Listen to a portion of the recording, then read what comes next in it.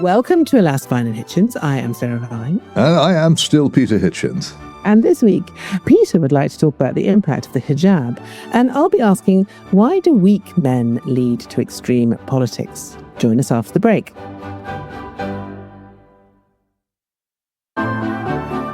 Welcome to Alas, Fine and Hitchens. I'm Sarah Vine. And I am Peter Hitchens.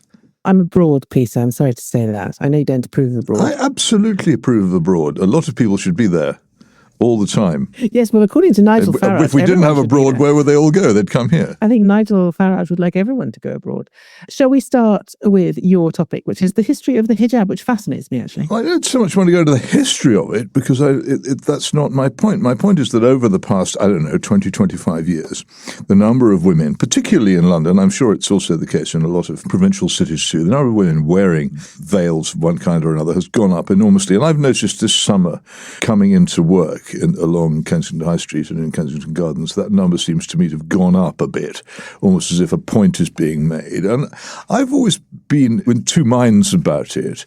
I think that we are, in the way that we dress in the modern West, have become pretty, I'm trying to find a word which doesn't sound too pejorative, but a bit slovenly. The interesting thing is that you often see very beautiful women wearing the hijab and various other types of Islamic dress, accompanied by men who are dressed as slobs, their baseball caps and all the rest of it. And you think, if they require this of their women folk, why don't they make a bit more of an effort themselves, though occasionally you see something a bit more congruent. But what strikes me is this, the whole business of head covering. In my childhood, enormous numbers of English women wouldn't go out without at the very least a headscarf over their heads. It was almost compulsory as far as one can see, all the women one saw. And many still wore hats. And the churches still, to some extent, enforced the rule that you couldn't go to church if you were a woman without a hat, which is taken from some enraged vapourings by St. Paul, who demands it. It's now been dropped, and any of the mainstream churches still enforce it, though I think some of the smaller ones possibly try. And also, if you look at the way in which women in the Christian West dressed in certainly the late medieval period, when a lot of paintings are set, you'll see an awful lot of them would wear a head covering. Almost all portrayals of the Virgin Mary, for instance, show her with her head covered. So it's not something that we ourselves have despised in our culture all the time. And I wasn't sure that we were right to be so against it when Muslims were doing it, whatever the history of it is, or that it was any of our business. Then I went on a visit to Iran, and I remember having a discussion. I was invited into many people's homes. I had a discussion with a very beautiful and extremely intelligent woman who was a teacher who was wearing almost totally black Islamic dress and a very pronounced head veil, which made me ask her why she did it. And there wasn't any doubt in her mind that modesty in dress was something which she believed very strongly in, and she thought that she was obliged by her moral and religious code to do, and it was none of my business or anybody else's business whether she did it or not. She wasn't doing it because the Ayatollahs had told her to. She was doing it because she wanted to. And it just made me more open to the possibility that this was actually something which we might learn from rather than something to be scared of. I think your point about there being lots of people wearing head coverings this time of year in London is partly to do with the fact that a lot of people come from very, very hot countries, Muslim countries, over here for the summer, where it's considered to be a little bit cooler. So there's just a sort of influx of as it were, kind of cold weather seeking tourists from countries where they tend to wear head coverings. But more than before, I think. Maybe, but the thing that I don't like is the face covering. I think the head covering is fine. What I'm always fascinated by is why it is that a woman's hair is considered so sort of compelling and alluring that it must be covered up. I mean, there are other parts of the anatomy that I suppose you could say were equally sort of immodest if exposed, and yet we don't seem to sort of obsess so much over them. Personally, I've always quite liked the idea of wearing a headscarf because, as you probably know, Peter, I suffer from very bad hair loss and therefore have to wear a hairpiece anyway. So there have been times in my life where I have actually just worn a headscarf just to cover up my lack of hair, I suppose. Yeah, so you probably feel more relaxed if more people did that, wouldn't you? Well, yeah, I mean, quite honestly, but also hair is an awful kind of trial for most women. So the idea that you can just stick on a scarf and not have to think about it, whether it's because you're losing it or because you need to, I don't know, straighten it or colour it or whatever, I mean, for me, it's quite liberating liberating. So I can actually, I think sometimes, these things are actually quite freeing for women because it means that they're not always all competing to have fantastic hair and do you know what I mean? But nothing is freeing if you're made to do it. No, of course. It's very interesting. A few years ago, somebody produced a feature article showing the women continuity announcers and newsreaders on in several Arab and Muslim countries during the period when there was this big campaign to introduce the hijab. Because of course, if you'd gone to most of the Arab and Muslim world in the 50s and early 60s, you'd have found, even in Afghanistan, you'd have found most women dressed very much as Western women were. It only started then. And the transformation which it affected in the way these women appeared was quite astonishing. And you could see pretty rapidly that it was the same person, but it was the same person completely transformed in aspect. It does make a very big difference if people wear this thing. No, it does. But you see the thing, I mean, there is a tyranny of appearance and beauty that is applied to women the whole time. And I suppose that's what I mean when I say liberating. It means that you're not necessarily participating in those expectations. If it's imposed on you, then it's not liberating because nothing that's imposed on anyone is ever liberating. So I suppose, I've never had anything like that imposed on me. So for me, it doesn't feel like that. But I can understand if you're a woman living in Iran, then the headscarf is an instrument of oppression. Not so much anymore, apparently. The rules are apparently being relaxed. They are being relaxed. I mean, I suppose Jewish cultures cover the hair, don't they? They do very much so. Wigs, yes. which struck me as rather odd. Do you know why that is? I think it's, again, as the Islamic hijab has some origin in some interpretation of something in Islamic scripture. I think you'll find that there are passages in the Torah which do in some way or can be read to mean that. That's all. People can, just as they say, there are certainly passages in St. Paul which say that women should wear head coverings as well. I mean, the idea of a head covering as a mark of respect is also quite recent in our culture because, people would take their hats off, wouldn't they, in church, or you'd doff your cap, wouldn't you? So there's funny. Men would be expected to take the hats off in church, and women would be required to put them on, which is an interesting reflection, isn't it? I've noticed these days that I'm not sure people regard the baseball cap as a hat, but since the police started wearing baseball caps, I've actually seen in York Minster police officers wearing baseball caps conducting some search in York Minster, which are they police baseball caps? Or they are police. They were. The police have official issue baseball caps of different colours. If you ever go to a demonstration now, there's a man with a red baseball cap, and there's another one with a white baseball cap, and there are people with blue, and they're all police baseball caps. A friend of mine used to say you could always tell when the police were going to do something really horrible. The chances were they put on baseball caps before they did it. But my point was not that. My point was that there they were in York Minster, one of the great churches of Christendom, which every male person would have known 50 years ago that you do not wear a hat. And it hadn't occurred to them to take them off. No. But the wearing of head coverings in general is very symbolic, isn't it? Yes. If you think of the crown, your head is, I suppose, I don't know, that's where you represent your beliefs, your status, all of those things. I guess it just makes sense. Like I said, headscarves, I'm fine with. I think face coverings are different and a whole next level. They are different, but what if they are voluntary? Well, I mean, a lot of people wear face coverings when they're up to no good these days. They certainly do, yes. But I mean, if you see a lot of people on scooters around London with face coverings on, and that they're not doing it for certainly voluntary, reasons. but they're not generally women either, are they? No. I remember being at the BBC when it was still at Shepherd's Bush that long ago, before it moved to the new building in central London, and waiting to be allowed in and standing near the gates. And a young woman in a complete Islamic gear, including a niqab, the face covering, appeared and went in. And was she wearing gloves as well? Actually, I can't remember. Because I've noticed that. That is part of generally the niqab sisters tend to go for gloves as well. But it was the first time I saw it. It must have been about 10 years ago, and I remember being surprised. But it has now become, again, remarkably common in the London parks. You see women walking along, sometimes in parties of 3 or 4, wearing the niqab. And is it voluntary or is it compulsory? How can one ever know? Well, I mean, I think probably full face and hand coverings are quite impractical. I mean, how do you eat, etc. I find them very discombobulating because I think not being able to see somebody's face is difficult for me. You can't read them at all.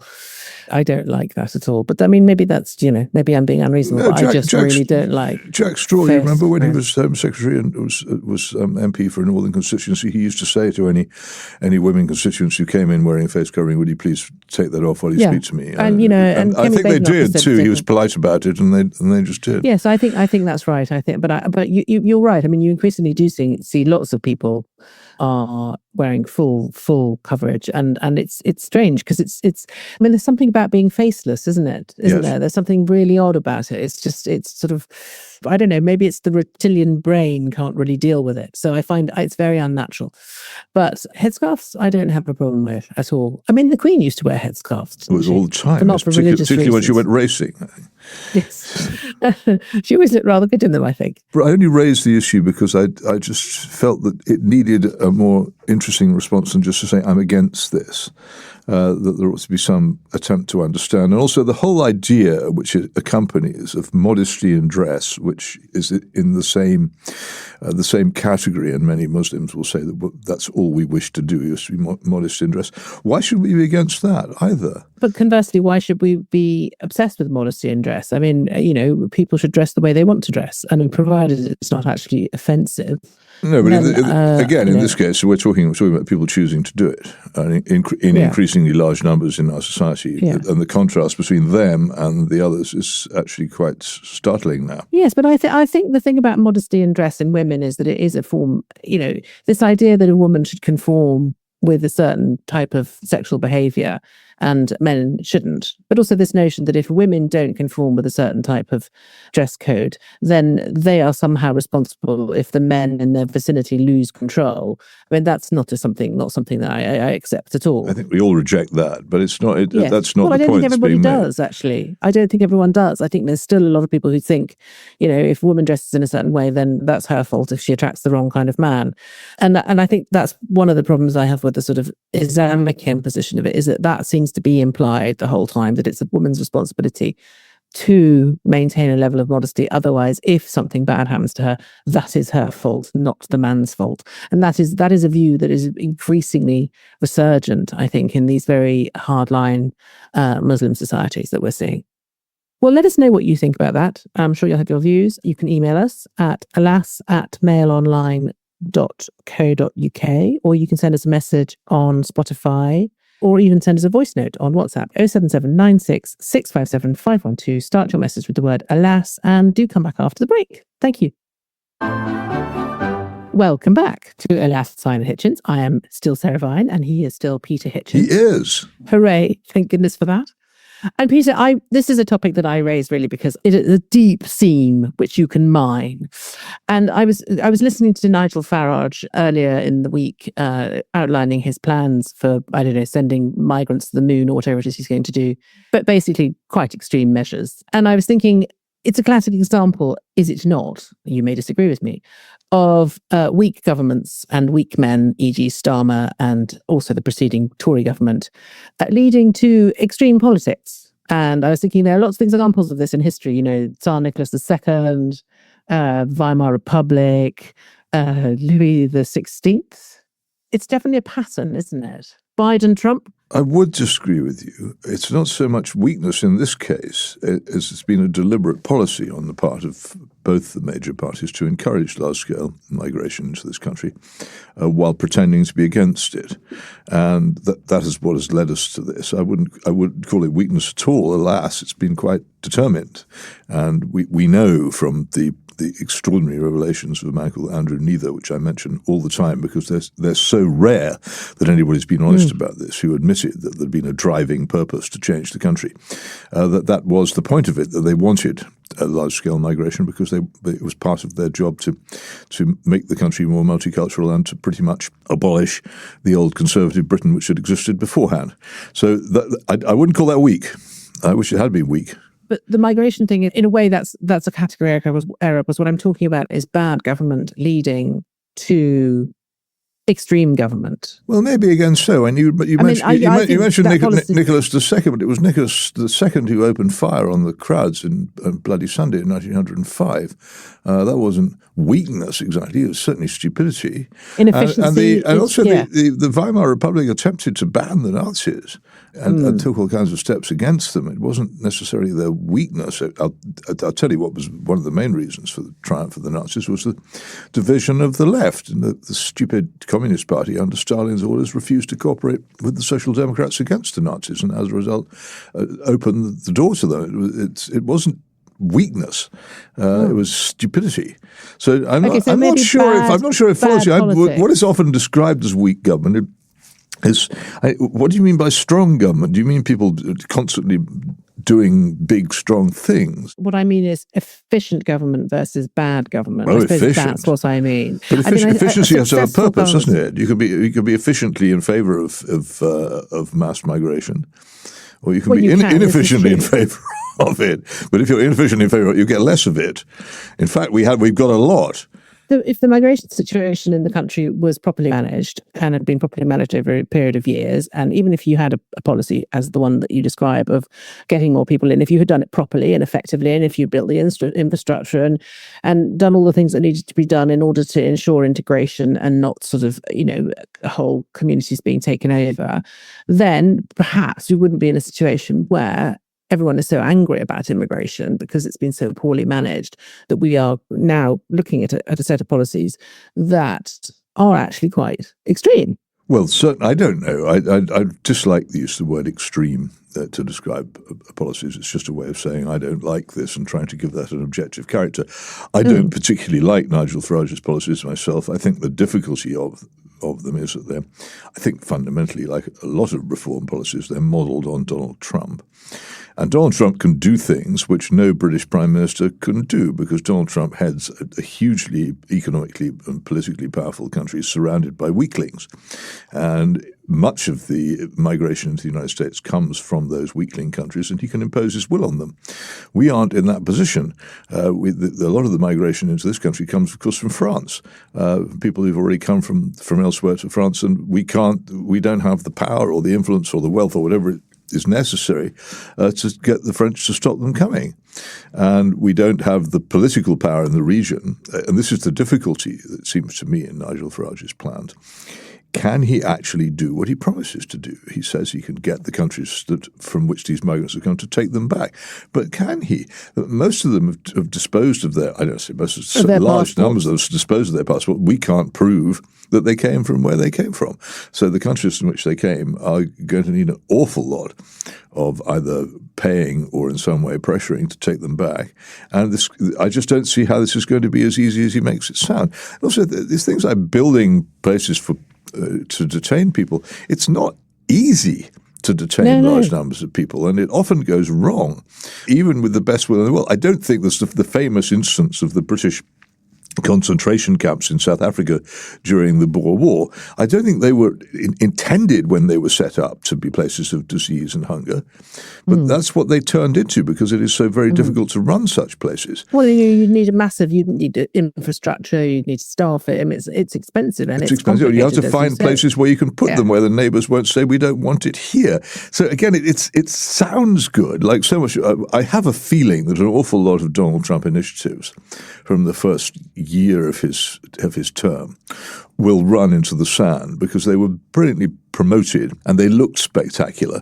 But it's much more difficult to do than it initially appears. I would love it if we could get control of this thing, but it wouldn't do any good if we sacrificed our civilization and our freedom in the course of doing so. Well, I agree. And also our compassion. I know that I'm a dissenting voice, but I don't think we should totally shut up shop to asylum seekers, to refugees. I'm amazed to hear you describe them as refugees. There is no reason why anyone should need to flee France to come to Britain. No, but they're not. No, I completely agree. No one they're needs not to refugees. flee France. By definition, they're not refugees. If they wanted refuge, they could have found it anywhere on the way from where they came from, wherever that might be, to here. There are so many free countries which they could have stopped in. They're not there. I don't blame people for trying to better themselves or for having places they prefer to go to. But they shouldn't blame us for saying, actually, thanks very much, but we don't want you. But no, we don't want you. Okay.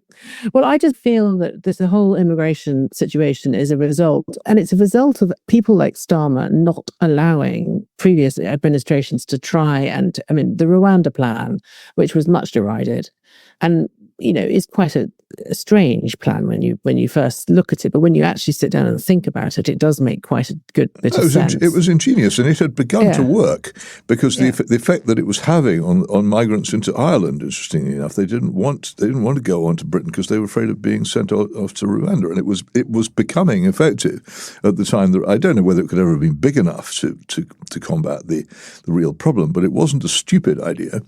It was an expensive one, but it might even have been workable. It was crazy just to bung it in the bin without even giving it a chance to work, and I still think that was foolish. But I'd say the point about Starmer, and indeed the Cameron government before, isn't that they were feebly failing to enforce migration laws. It's because they were pursuing large-scale migration. They didn't particularly want to get in its way.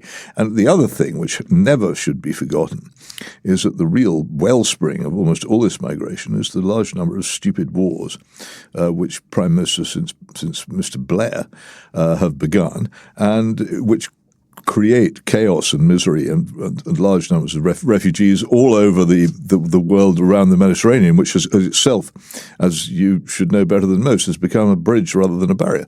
Exactly, but that's what I mean about weakness. I mean, bad politicians, poor politicians who need to boost who do things because they're just chasing their own polls. That's how we end up with these situations. Well, don't mistake weakness for caution. I'm hugely in favour. If ever I did get power, there would be one or two things on which I would act, but an awful lot of other things in which I would do nothing. Rather than this constant shout of something must be done, and then people say, oh, this is something, we'll do it, and the something they choose is stupid, and it goes wrong. People said to me after the pogrom in Israel, when the Hamas people broke out of Gaza and killed and disgustingly treated all those people, and I said the thing that Israel should not do is to respond in kind by an attack on Gaza. And people said, well, what should they do? And I said, well, sometimes, apart from strengthening your defences, sometimes the best thing to do is nothing. And I defy anyone to tell me that Israel has strengthened its position by the outrageous things it's been doing in Gaza No, I agree with you. And years. I think I said the same thing at the time, because I think that, well, I mean, the point is that there's nothing you can do to retaliate for such an abominable act. There's no way that you can ever make it right by retaliating. So it's not going to, they should have just focused on getting the hostages back and just applying pressure to get the hostages back. And then they would not be in this situation where they have created a much worse situation. How did they let it happen? And again, it's not a long border they have with Gaza, and they've got tremendously good technology and quite a good army. How did they let it happen? Where's the inquiry been into how the mess happened and how to prevent it again? All this has prevented that from happening, and the great danger in government is to mistake noise and bravado for strength. But again, that's the thing. Netanyahu is a weak prime minister. He did what he did because he thought it would strengthen his voter base. And instead of which, it's created a terrible situation. That's what I mean by weak politicians. If all his make bad decisions, they create extreme situations. Because what's happening in the Middle East is going to create even more extremism in that area, because of course it's going to, because look at what's happening in Gaza. So that's what I'm saying about weak politicians. I suppose I mean bad politicians, but politicians who are weak at home, morally weak, very poor moral compasses, who only see beyond the end of their latest poll rating. That's what I mean by weak people. Well, if you look at Mr. Netanyahu's intention, which was to stay in office, that is one thing in which he has completely succeeded. I know. Well, anyway, he must have taken quite some nerve to do that. Nothing necessarily weak about it. Bad, stupid, cynical, but I don't know about weak. And he will create much worse extremism in that area. Terrible things are coming. And Israel will find it has many fewer friends in the dark times to come. And that's the real contribution that Mr. Netanyahu has made to modern history. Yes, he has turned Israel into a pariah state, which is a great shame. Should we do some letters, Peter? Yes. Do you want to begin? We love letters. Dear Sarah, this one's addressed to me, which is really unusual. Normally they're addressed to you because they're all from your fans. So I've got my own letter this week. It says, thanks for the podcast. It cheers me up. Long ago, my wife managed to persuade me about the virtues of the overlooked medium of radio productions, particularly as a sleep aid for restless nights, where you could just listen to this podcast. I must say, I've had much benefit from them, and there is a huge, rich back catalogue of work, mainly by the BBC, it has to be said. This is true. It got me wondering whether you and Peter have your favourites, and if so, could you name them, and whether you could put together a listening list. And he has some suggestions. This is from Daniel Smith. Daniel has some suggestions for you, Peter. After hearing your conversation about detective fiction, I can urge Peter to try the 1990s production of the Sherlock Holmes stories. As to me, Clive Merrison and Michael Williams are the definitive Holmes and Watson. Also, he may find a great production of Micah Clarke from the 1980s with Patrick Troughton as Decimus Saxon. Well, I hope I can find them. And my problem is that almost all the things I want to listen to from the supposed vast back catalogue of BBC Radio, when I try to find it, it says this programme is not available in large red letters. It's almost as if someone has gone through it beforehand saying, what would Peter Hitchens like? Let's make it unavailable. And so it's not there. I have to admit, I was away for much of the 1990s, so I wasn't aware of the Clive Merrison and Michael Williams. Have you got BBC Sounds? Yeah, I have, but there are many things which you try and listen to which you can't get. One of my favourite programmes is called A Good Read, presented by Harriet Gilbert, and some of the older versions featuring really major figures such as Kingsley Amis saying what they like to read, and a joy to listen to, but an awful lot of other really major editions of that programme with people in who you want to hear, they're not available when you try to get them. I mean, you'll have to write to the BBC. Oh, yeah. I mean, I did actually win a successful campaign with the BBC to get a television programme from the very early 1970s called Roads to Freedom back on the iPlayer a few years ago, but it took a lot of doing. I'm not sure I've got, frankly, the energy or the time to pursue that and my other various unpopular causes of one kind or another. But no, there is masses of stuff. I mean, I like a good read. I like Great Lives is also often. There's been a tendency to go celeb on it lately. I did a Great Lives. Did you? Yeah. Who was your Great Life? Dante. Oh, marvellous. I must look it up in that case. People say I did one too. I did one too. Good. What did you do? An obscure bishop you've never heard of. I thought you had done all the Huxley. George Bell. My brother did Leon Trotsky. It's great fun. If you listened carefully, he had a row with Matthew Paris and walked out, and if you listen carefully, you can hear the door bang. That's very funny. It didn't go well. He called Matthew Paris a bleeding Tory at one point, which is not entirely untrue, but not the sort of thing you're supposed to say on Great Lives. But there are a lot of things of that kind that I listen to. There's been a series on a book at bedtime lately, which I find curiously compelling, though I'm not sure I'd liked it all that much, but it was worth listening to. A reading of a book called The Crooked Cross, a novel about Nazi Germany written in the very early period when people didn't really understand what was going on, about a small town in mountainous Bavaria and the rise of the Nazis in that town, which I listened to with some interest. Still on actually, but you could listen to the whole lot. But there's lots of stuff there, but not as much as I'd like. Maybe Daniel can tell you how to get these things. Daniel, my recommendations would be Under Milkwood, read by the wonderful Welshman. But also Tales of the City by Armistead Maupin, which the BBC did really well. And of course, Hitchhiker's Guide to the Galaxy. Such a great listen. I like the music. Are my three. I never much like the rest of it. Having a character series called Ford Prefect always seemed to be quite a good joke. Do you know what Ford Prefect means? It's no. It's a type of car.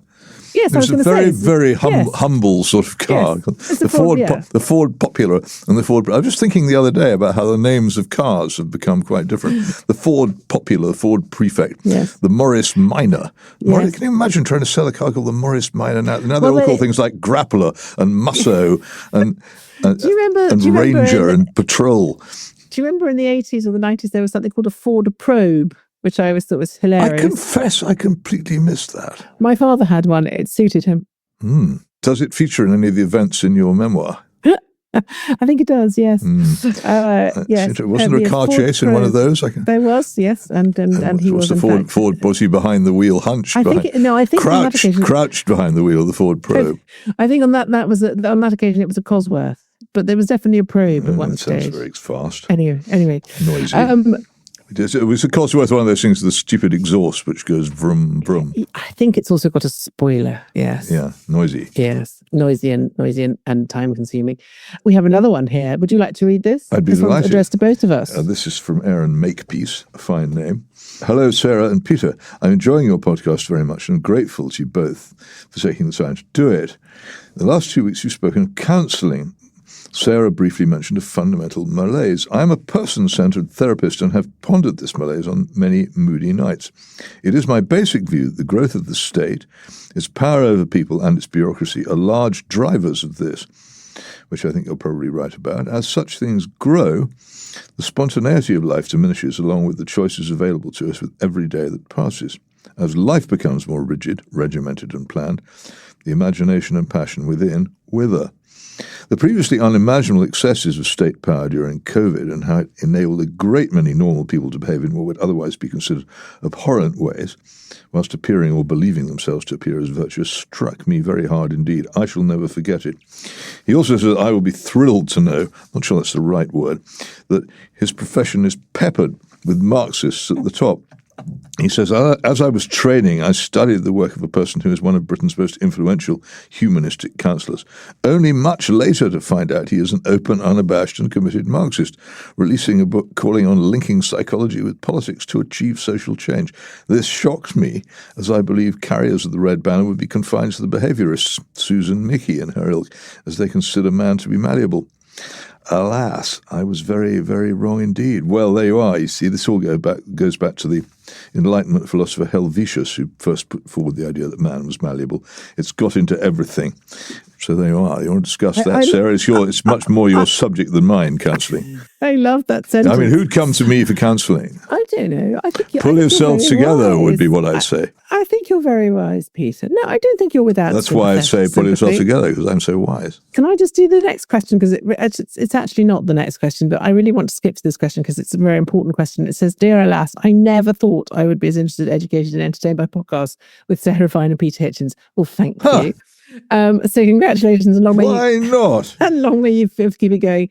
But this is from Kevin O'Shea, and he says, I hope I pronounced that right. I'm not very good. O'Shea. I'm so sorry. O'Shea. I'm foreign. I can't help it. As you know, what is you can help it. I've told you. Integrate, Sarah. It's time you integrate it. It's the centimetres. Get those inches and furlongs straight, and everything else will follow. Anyway, he says, recently I was very surprised to hear and know about Peter's delight and enjoyment of custard cream bickies, as we would say on Merseyside. With this in mind, Sarah, I'd be very intrigued to hear Peter's opinion of the different flavoured custard cream bickies that are now commonly available, particularly at very low cost and less salubrious outlets within the UK. And how would you rank them taste-wise?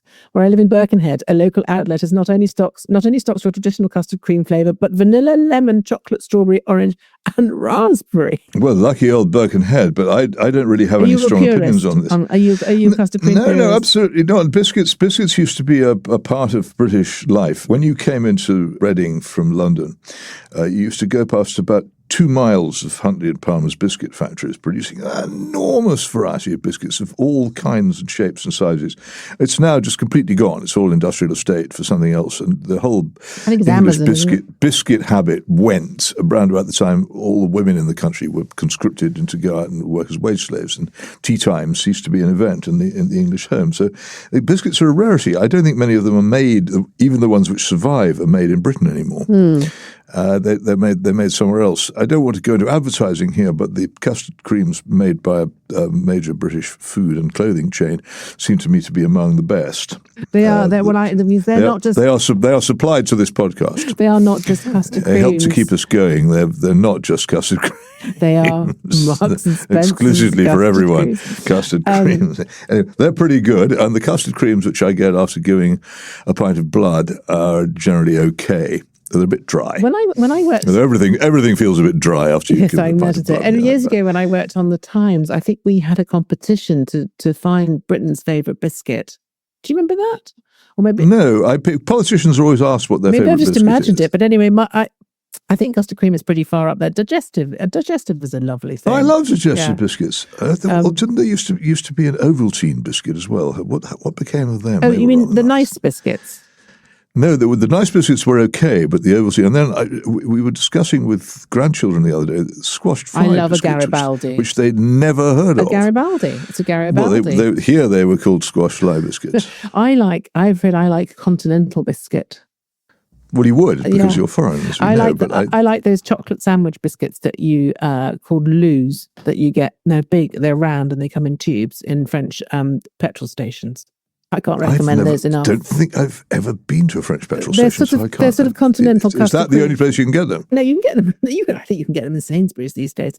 Oh, but yes, no, we should probably have a biscuit tasting session maybe one day.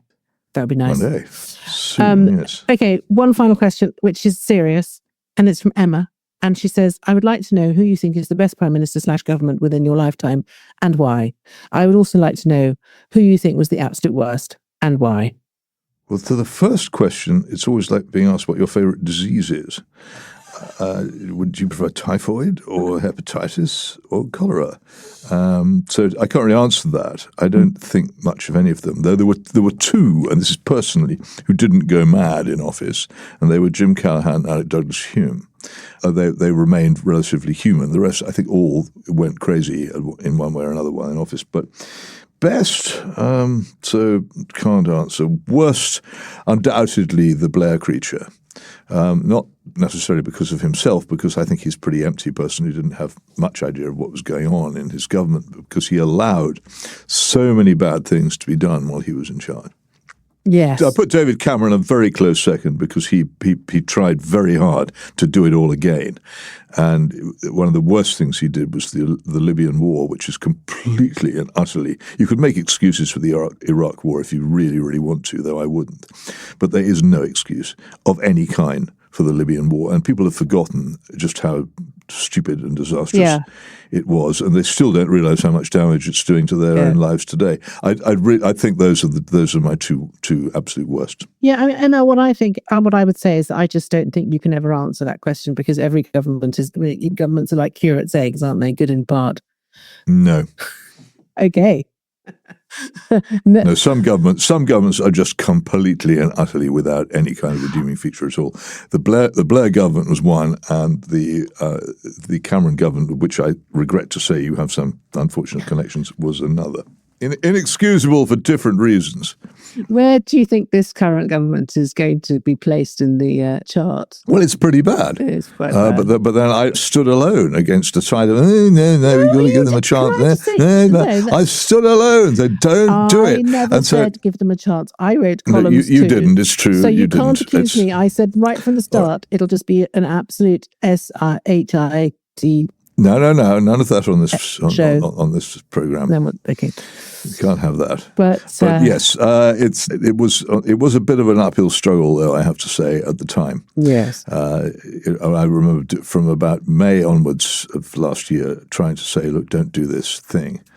And the derision and fury that I got, no, we've got to punish the Tories. I said, you don't punish the Tories. They'll all go off and spend more time with their money. The only people you'll punish will be yourselves. Yes. And look. I have to say, and this is probably Cassandra strikes again. This is probably a little bit controversial, but I think Theresa May was terrible. Yes. Really terrible. She was terrible, but she was terrible because she was pitiable. None of the things that she did were done because she really deliberately set out to do them. She did it because she simply she didn't have the personality. She was weak. Or the force of character or the ideas. Yeah. I remember a tragic lunch that the Mail on Sunday once had with her, and we tried every way to engage her in conversation. And in the end, we just gave up. No. That's just... The only sound you could hear around the lunch table was the clink of cutlery on plates because she didn't have anything to say. She stood for nothing. I'm absolutely sure, by the way, that in her private life she's a very nice person. No, apparently, no doubt about it at all. I have nothing personal, but she was completely unfitted for the office of Well, Prime I think Minister. a lot of people mistook her Thatcher, which is obviously always. I know, but it was pretty easy to tell the difference, honestly. Yes. If you knew anything about it, yes. Anything at all. Well, I think that's that's probably all we have time for. Thank you so much. Which is a shame. For your letters. I shall be back next week from abroad, Peter. I'm going to go and drive some kilometres now, I think, maybe. And I might have a litre of something. You see, this is the trouble. This is why integration was postponed. You never really settled down in Britain. No, I may also be speaking of foreign languages. The UK. Foreign languages. If you're British, the great thing about foreign languages is you can speak them, but you have to pronounce them as if they were English. Absolutely. Hola. Buenos dias. Una cerveza, per favor. Anyway, no, I won't be doing that. I should be speaking in my fluent tongue. Please do join us again next week if you can, dear listener. Thank you for listening. Again, I'll give you all the gubbins if you want to get in touch. You can email us alas@mailonline.co.uk. Comment on Spotify, send us a voice note, WhatsApp 07796 657 512 and start your message with the word alas. Thank you for listening.